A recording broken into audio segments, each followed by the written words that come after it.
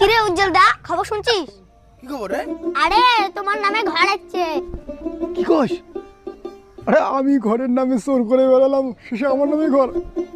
মামা আইলাইল সত্যি রে? তাহলে তো ভালো জামা পর পরে থাকা যাবে না।